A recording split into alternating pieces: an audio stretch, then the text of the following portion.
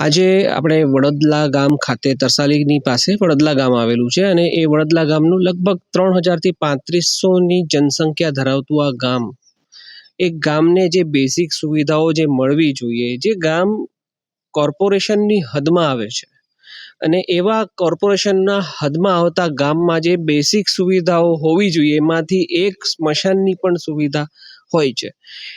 તમે જોઈ શકો છો, આ પાછળ એક સ્મશાન છે. આ જે વડોદલા ગામ માટે જેમાં 3000થી 3500 લોકોની જનસંખ્યાનું આ ગામ, જેની અંદર આવવા માટે રસ્તો નથી. તમે વિડીયો જોશો, ગામની અંદર આવવા માટે લગભગ 1.5 ફૂટ પાણી ભરેલું ને ગારો અને કિચડની અંદરથી લોકો પગલા નાખીને ડેડ બોડી જેવી જે એક અંતિમ યાત્રા હોય છે, એક માનવ જીવનની અંદર સૌથી છેલ્લો જે અંતિમ ચરણ હોય છે, એની અંદર પણ આ કોર્પોરેશનના લોકો જે છે એમને શાંતિથી મરવા પણ નથી દઈ રહ્યા. તમે જોઈ શકો છો કે લોકો જ્યારે એમના અંદર દુઃખ હોય છે, જ્યારે એમના કોઈ પરિવારનું લોકો જતા રહે છે, સ્વર્ગવાસ પામે છે, અને એ જગ્યાએ પણ શાંતિ અને મોક્ષ પામવા માટે જ્યાં લોકો જાય છે એ જવા માટે પણ રસ્તો નથી. કાદવ કિચડવાળો રસ્તો, જેની અંદર માણસના પગ ફસાઈ જાય, ખબર નહીં કે ડેડ બોડી ઠીકથી પહોંચી શકે કે નહીં પહોંચી શકે, એવા વિસ્તારની અંદર તમે આ સ્મશાન તમે જુઓ કે એની અંદર જે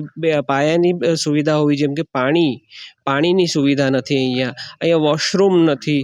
અહીં તમે જુઓ, લાઇટની વ્યવસ્થાઓ પણ વ્યવસ્થિત નથી. અહીંયા જે જગ્યાએ ડેડ બોડીને મૂકીને એમને જ્યારે સળગાવવામાં આવે છે, એમને જ્યારે એ કરવામાં આવે છે, એના માટે પણ એક જ બનાવીને મૂકી, જ્યાં 3 મૂકવા જોઈએ હતા, જ્યાં 3 માટેની અહીંયા પોટેન્શિયલ આપેલા છે, પ્રોવિઝન આપેલા છે.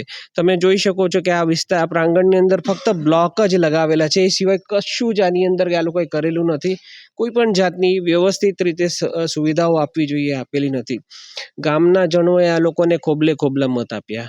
દર વખતે આ લોકો જૂઠા પ્રોમિસ કરે છે, કહે છે કે અમે તમને આ બનાવી આપીશું, તે બનાવી આપીશું, પછી ખોટા રોડ પણ પાસ કરે છે. આ લોકો ટેન્ડર બી લોન્ચ કરી દે, ટેન્ડર બી આપી દે છે, પરંતુ એ ટેન્ડરો થતા નથી, અથવા થાય છે તો ચવાઈ જાય છે, ટોટલ ચવાઈ જાય છે. તમે આ એક રસ્તો, આ લગભગ 500 મીટરનો રસ્તો છે, કેટલા રૂપિયા લાગી જશે? કરોડો રૂપિયાનો ટેક્સ વડોદરાના શહેરના લોકો ચૂકવે છે. કેમ આટલી વસ્તુ પણ નથી કરી શકતા? લોકોને હવે જાગવાનો સમય આવી ગયો છે. વડોદલા ગામના લોકોને હું કહેવા માંગીશ કે આ લોકોને આ વખતે સબક શીખવાડજો, કારણ કે તમને જીવતા તો સુખ આપી શકતા નથી આ લોકો, પણ મૃત્યુ પછી પણ તમને કોઈ સુખ મળવાનું નથી, એ ગેરંટીડ છે.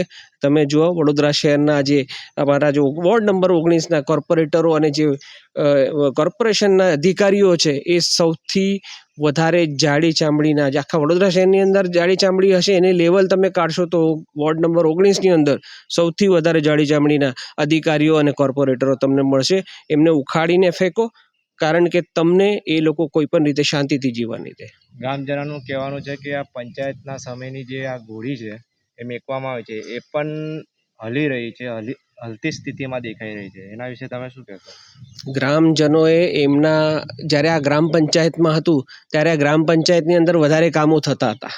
જેમ આ લોકોએ આને વડોદલાને શહેરની અંદર કોર્પોરેશનની હદમાં લઈ લીધું, તો આ સૌથી પારકું ગામ બની ગયું છે, કારણ કે એમને ખબર છે કે આ વિસ્તાર સૌથી દૂર છે, આ વિસ્તારથી કંઈ લેવા દેવા નથી, અને કોઈ પણ વ્યક્તિ અહીંયાથી એમના વિસ્તારની અંદર આવીને કમ્પ્લેન્ટ કરવા માટે ઓછામાં ઓછા પૈસો ખર્ચો થશે, એટલે લોકો જવાના નથી. એટલે એ લોકો બિલકુલ બિંદાસ થઈ ગયા છે, એમને કોઈ કામ કરવાની જરૂર નથી. ઘોડી તો શું, અત્યારે આ જે બ્લોક લગાવ્યા છે એ બી બહુ પ્રેશર પછી લગાવ્યા હશે, બાકી આ લોકોની કોઈ મનસા નથી કામ કરવાની. જો કામ કરવાની મનસા હોત તો મિનિમમ આ લોકો રોડ તો બનાવી આપત, એટલું મને લાગે છે. આપનો પરિચય? મારું નામ વિનય ચૌહાણ, સામાજિક કાર્યકર્તા. ઓકે, ધન્યવાદ.